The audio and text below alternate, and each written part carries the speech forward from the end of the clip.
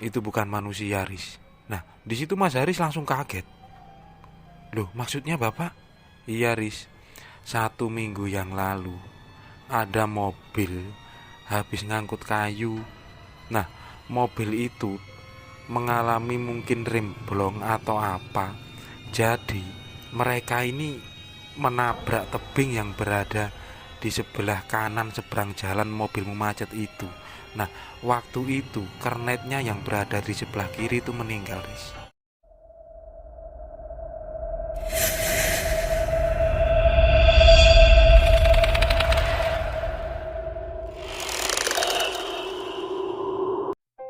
Assalamualaikum warahmatullahi wabarakatuh. Selamat datang buat teman-teman pencinta cerita mistis, cerita horor, dan urban legend.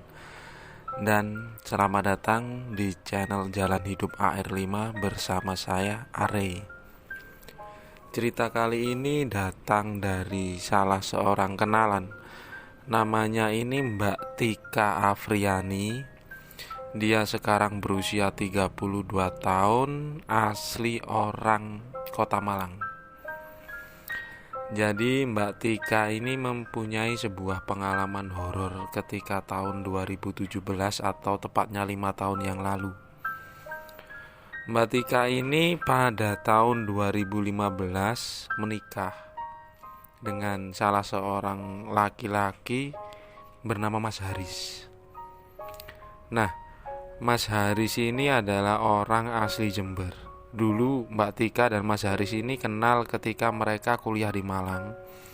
Kemudian setelah lulus, Mas Haris ini juga bekerja di kota tersebut. Kemudian setelah menikah, mereka memutuskan untuk tinggal di Malang. Pada tahun 2017, Mbak Tika waktu itu sudah mempunyai seorang anak perempuan, namanya Navia. Dia berusia belum genap 1 tahun. Nah, pada momen lebaran tahun itu, di hari pertama dan kedua, Mas Haris dan Mbak Tika ini masih tinggal di Malang. Jadi waktu itu liburannya ini digunakan untuk bersilaturahmi momen lebaran ke orang tuanya Mbak Tika. Walaupun sebenarnya mereka ini sudah punya rumah sendiri dan tinggal di rumah mereka sendiri, tapi jaraknya tidak terlalu jauh dengan orang tuanya Mbak Tika.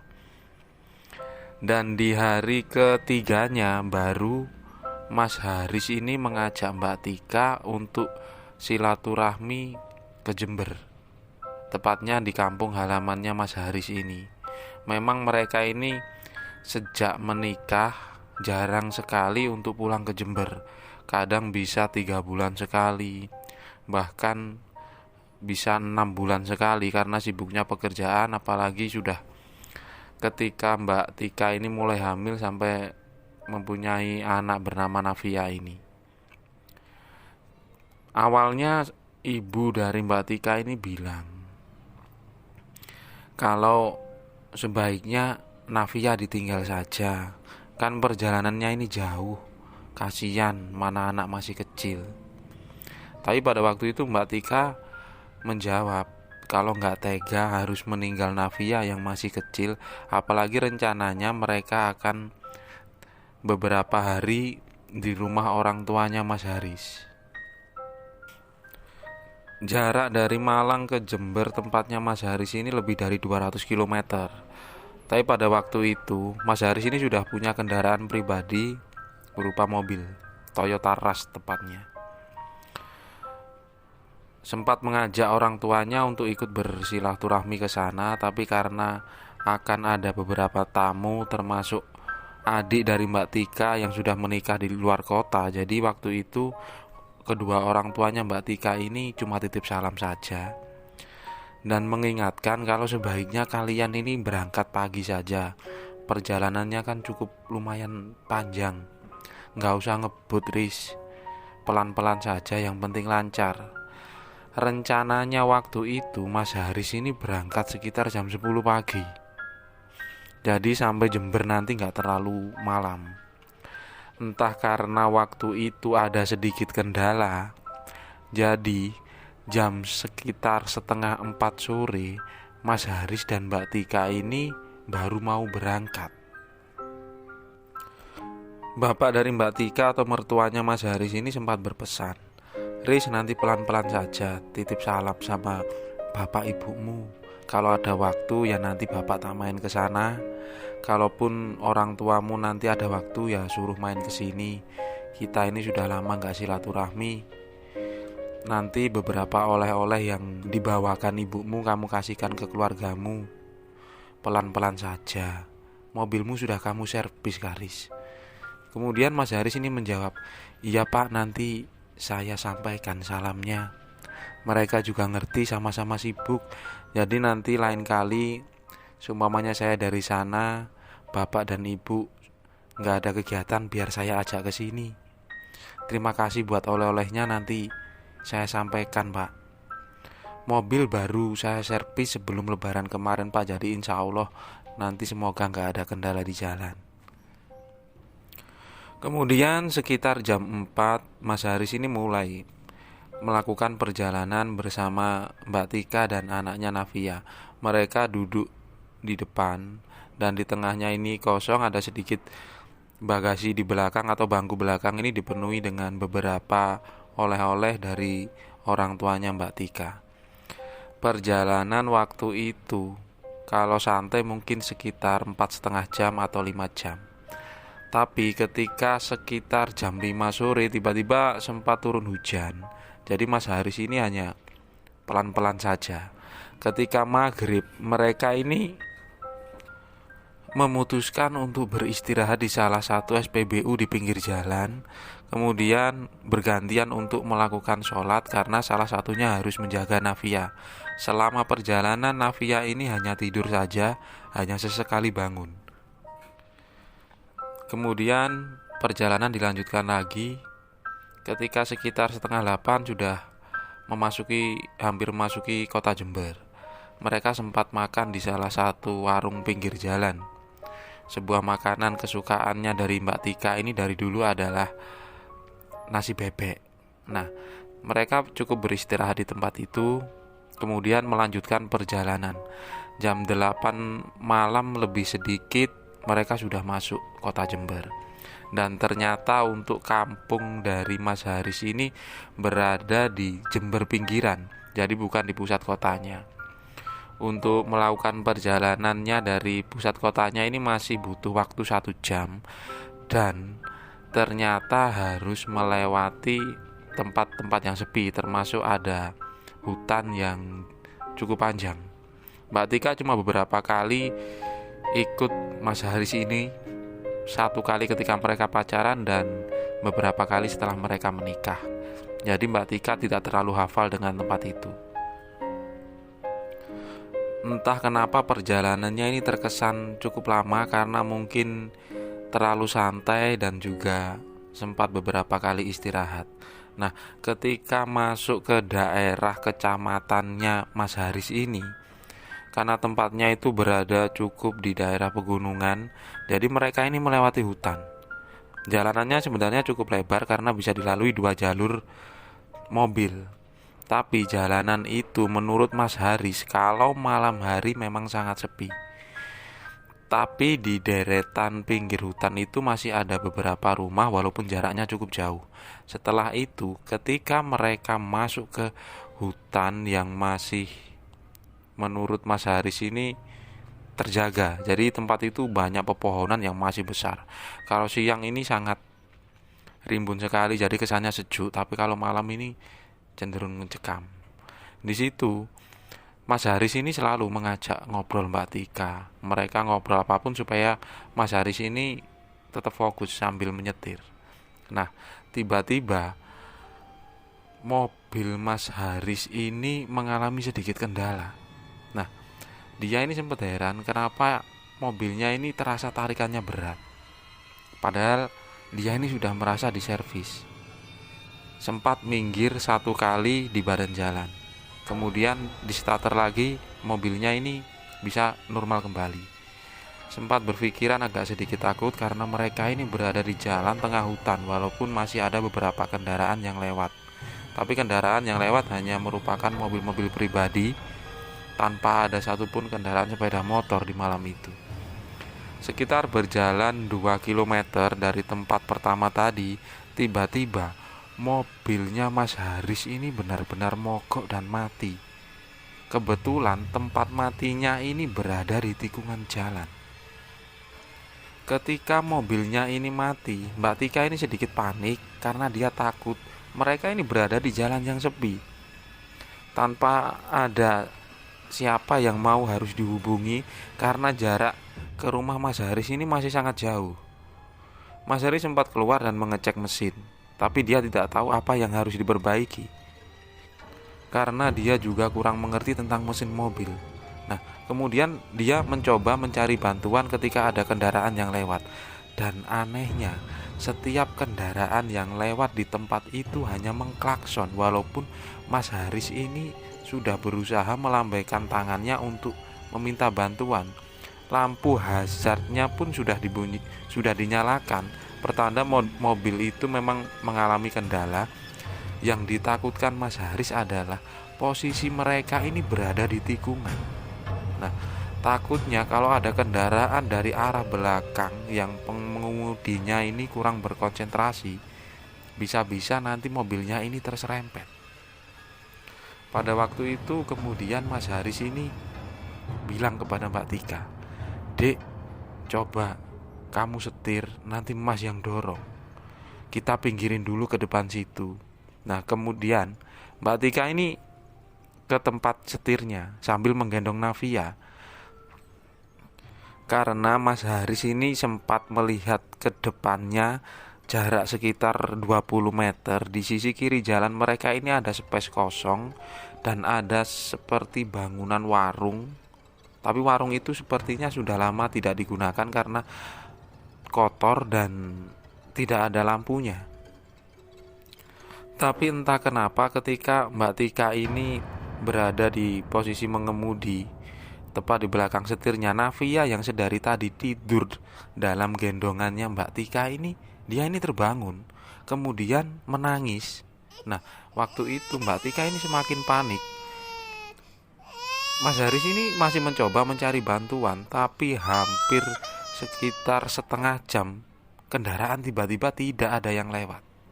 Nah, kemudian Mas Haris ini terpaksa bilang ke Mbak Tika, "Dek, tenangin anakmu dulu. Aku coba cari bantuan ke sekeliling sini, siapa tahu ada rumah." "Nggak usah ditinggal, Mas. Aku takut kalau sendirian di sini. Mana ada rumah di sini, orang kita ini di tengah hutan. Mas coba aja tungguin mobil atau motor, kita minta bantuan sebentar." Tapi dari tadi cuma ketika pas awal mobil kita macet di sini saja ada mobil. Setelah itu mana ada. Aku kenal tempat ini, Dek. Kalau jam segini jarang kendaraan lewat. Coba tenangin anakmu sebentar." Kemudian Mbak Tika ini keluar dari mobilnya, berada di pinggir jalan sambil nenangin si Navia ini. Tapi bukannya malah tenang, Navia ini terus menangis yang sesuatu tidak biasa dia lakukan. Biasanya Navia ini anaknya tidak rewel, tapi entah pada waktu itu kenapa dia ini terus menangis dan tangisannya ini semakin kencang. Mbak Tika pun semakin panik, tapi Mas Haris ini sebagai seorang laki-laki, dia mencoba menenangkan istrinya. "Sudah, Dek, pelan-pelan, Mas coba dorong, siapa tahu nanti Mas ini kuat." Karena di depan tikungan itu ada sedikit tanjakan. Nah, kemudian Mbak Tika ini sambil menggendong Navia kembali lagi masuk ke mobilnya.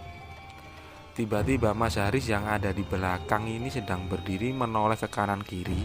Dia ini melihat di seberang jalan, tepat di tikungan kanan jalannya ini, ada seperti sosok laki-laki.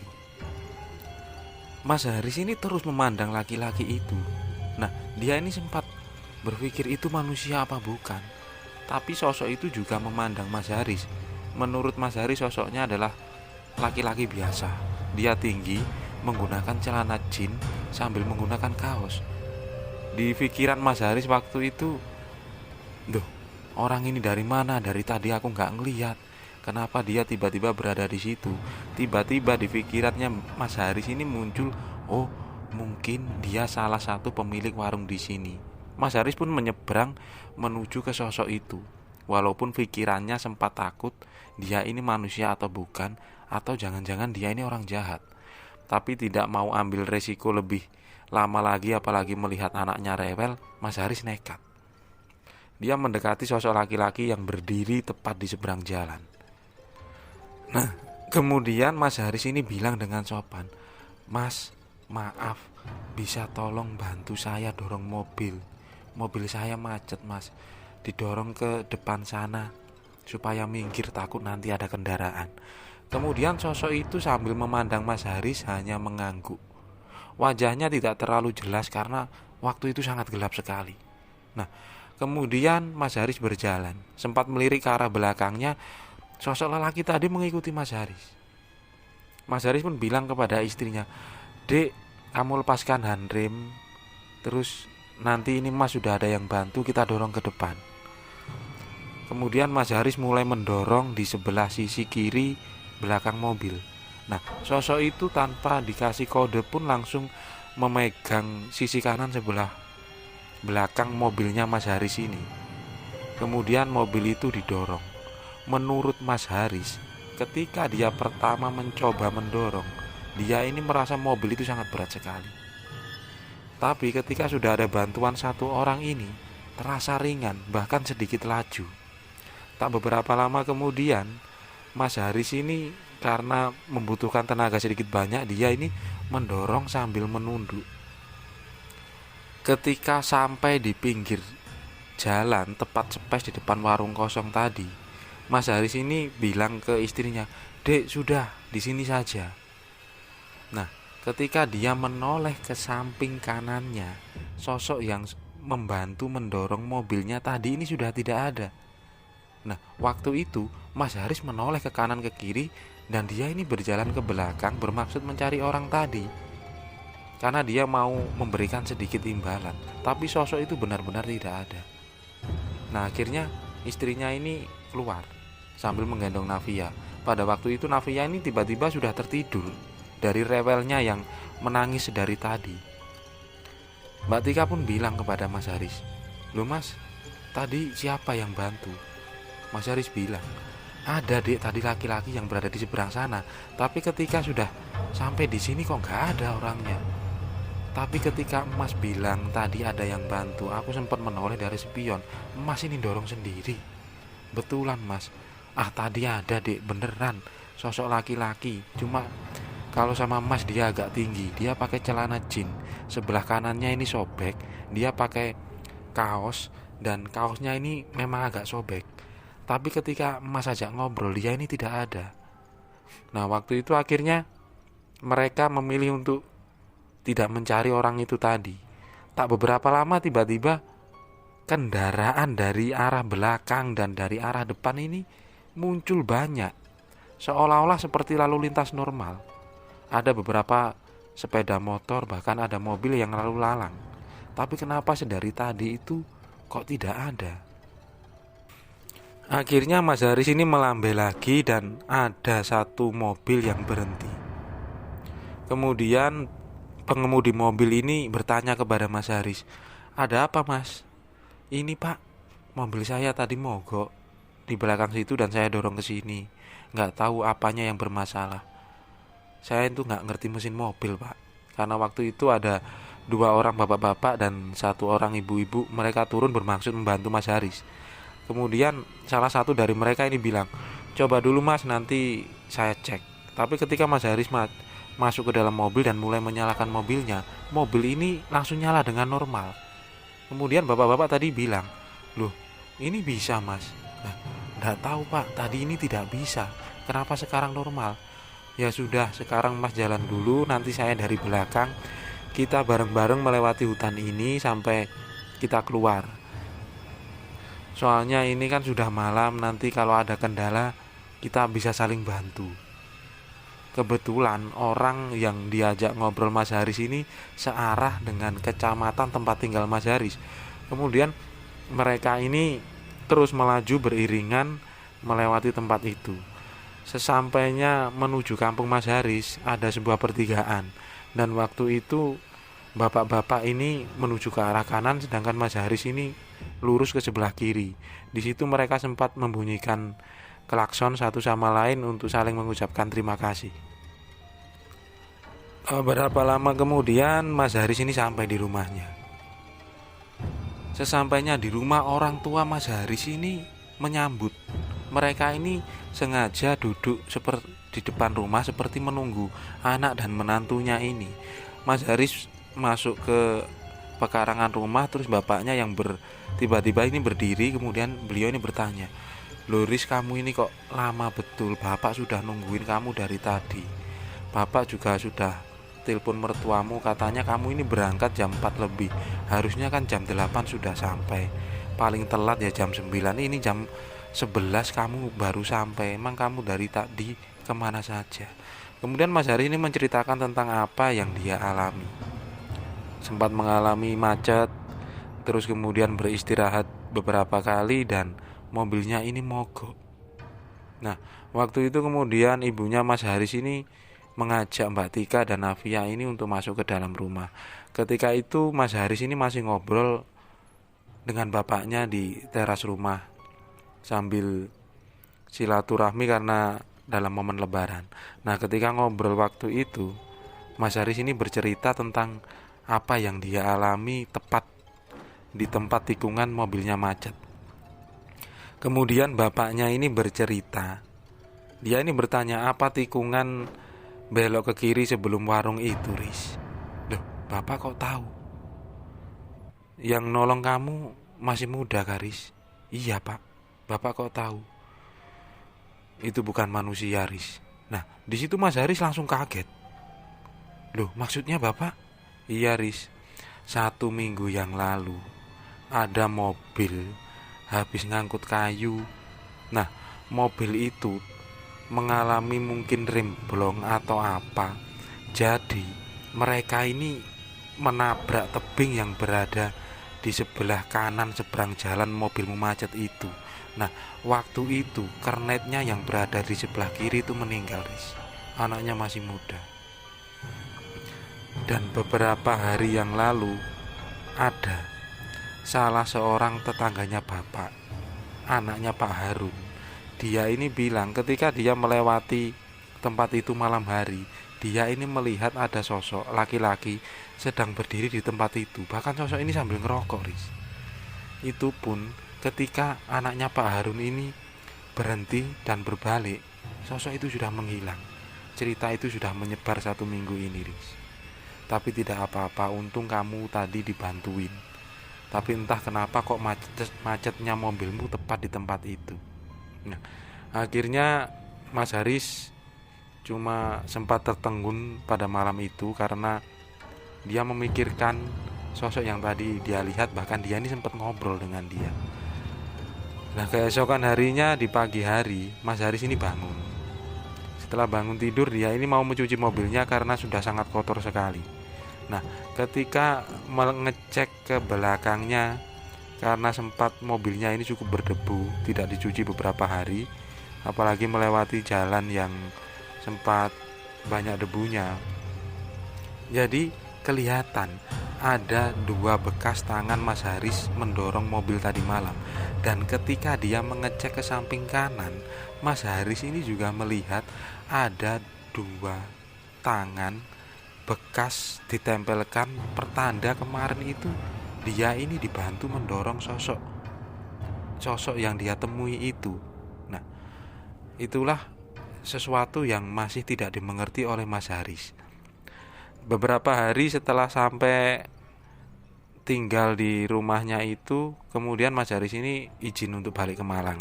Bapaknya berpesan, "Ya sudah, Riz, kalau kamu mau balik nanti Bapak sama Ibu salam saja ke mertuamu. Kalau ada waktu luang nanti Bapak yang main ke sana." Sambil membawakan oleh-oleh kepada mertuanya Mas Haris atau orang tuanya Mbak Tika, kemudian mereka pamit.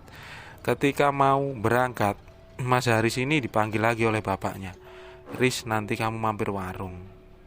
Kamu beli rokok 1 bungkus. Kemudian ketika kamu lewat jalan yang kemarin mobilmu macet, kamu berhenti sebentar, tapi jangan pas tikungannya, agak depan. Kamu balik lagi, di situ kamu lempar 1 bungkus rokok ini ke tempat itu. Sambil kamu bilang terima kasih lah. Kita saling menghargai. Yang penting kamu di jalan hati-hati. Iya Pak. Kemudian Mas Haris ini langsung kembali. Di situ dia sempat bilang ke bapaknya dia akan melaksanakan apa yang bapaknya bilang. Mas Haris sempat mampir di satu toko, kemudian dia membeli satu bungkus rokok beserta koreknya bahkan waktu itu, menurut cerita Mbak Tika. Dan dia ketika sampai di tikungan itu, Mas Haris ini melempar rokok dan koreknya ini ke tempat dimana dia bertemu sosok yang tadi sempat membantu ketika mobil mogok. Nah, itulah cerita yang dialami oleh Mas Haris dan Mbak Tika Afriani yang sudah diceritakan kepadaku. Semoga sehat selalu buat keluarganya Mbak Tika dan Mas Haris serta Navia. Terima kasih buat teman-teman yang sudah menonton video ini. Jika teman-teman suka, tekan tombol like. Jika tidak suka, tekan tombol dislike. Itu pun kalau tega. Komen ya, kasih masukan, atau kita berbagi cerita horor. Subscribe, share juga boleh. Terima kasih dan wassalamualaikum warahmatullahi wabarakatuh.